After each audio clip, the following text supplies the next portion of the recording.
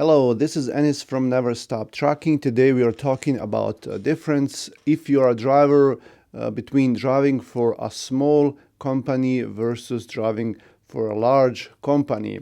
So I've had my experience with both, and I've been noticing some big differences and talking to drivers, and this is what they told me and what I also think is the biggest difference. Most drivers prefer to work with a small carrier because they have that feeling of working one on one.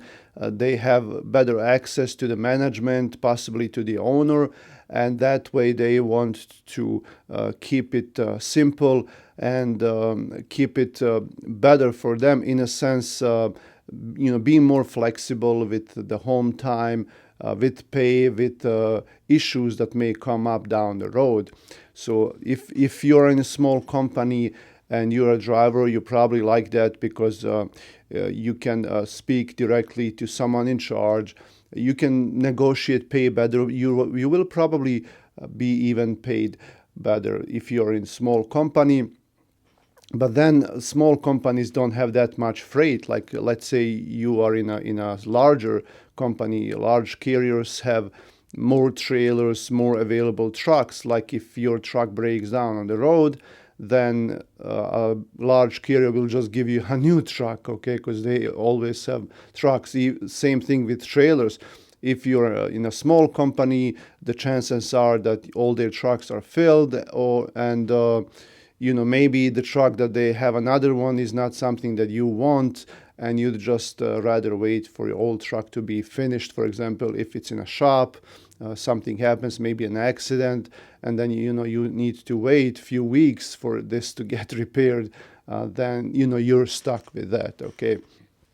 Also, large carriers, they usually give you an option for your taxes. So if you're paid by 1099 or W2, they will usually have benefits, vacation, 401k, sick pay, things like that.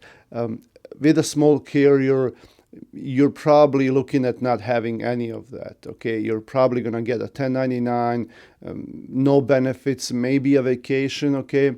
But then, on the other hand, you will probably be paid more because large carriers, since they have to cover all those expenses, they tend to pay way less, and that the difference can be significant. Like I just recently talked to someone, this driver, and he wanted to drive for me, and then he called one of these large carriers here in town, and they offered him way less money than I was offering him. Okay, but they have benefits. They have all that. It's different. They have dedicated freight. They might have a drop and hook program. They even have their own brokerage, so they can help you in that sense. So it all depends on you. What you like. Something may work for someone, and something else may not work for someone. I had drivers call me before, and some of them insist on having a 1099. Some of them insist on having a W2. At the end, to me, it probably comes out the same. It's just that a driver has to save money and pay taxes on time and all that. If you're on 1099, they can deduct more things, but with W2, they don't have to worry about taxes. The employer covers half of the taxes, and it all depends on that. And then also, if you are working for a small carrier, you can be home more often, definitely. If you're working with a big carrier, they have you on the road for a longer period of time. They have rules, and to their dispatchers, you're probably just a number because they have so many trucks to cover, and they don't have the luxury of working with each one of you separately, and they are just doing what the bosses told them, like, hey, you gotta keep the driver on the road for so much time. They have to ask for home time in advance, certain number of days. Even if they if you need to be at home at certain date and they can't bring you home, they will just tell you, hey, we'll just bring you home next time. And I don't do that. I always bring my drivers home whenever they tell me, even if I have to bring them home empty. And I still pay them for those miles as well because I promised them I would get them, and I respect their home time. and then I'm sure a lot of other smaller companies do something like that, but bigger carriers, they will not do that, okay? So you're going to be home, you're going to be on the road for longer periods of time. Now, if you're a new driver, then you're probably stuck with a large carrier because they have insurance programs where they can accept new drivers. With us small carriers, usually it's 1 or 2 years experience needed with a potential driver. With me, it's 2 years. So I can't have anyone that has less than 2 years of experience, okay, on my policy. My insurance, and any insurance I work with, I worked with several insurances, and they all had the same policy, minimum 2 years of driving, okay? And it's not me.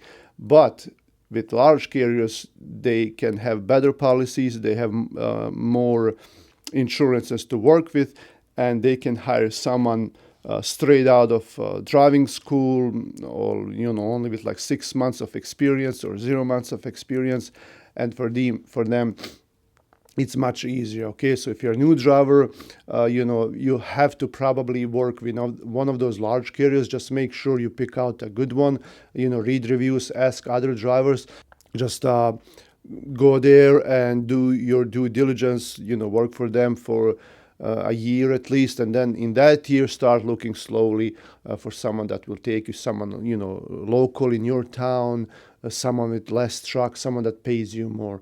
Okay, so that's everyone had to do that, and it's what it is. Same like a person that like goes to college and they learn all that, but out of the college they are like, hey, well, I got all this education, I'm worth something, and I'm just gonna be paid more. Chances are you're not. You're still gonna do something simple, something that's not paid that well, but you need to work your way up. And then same, I guess it's same in driving. Thanks for watching. My name is Enis.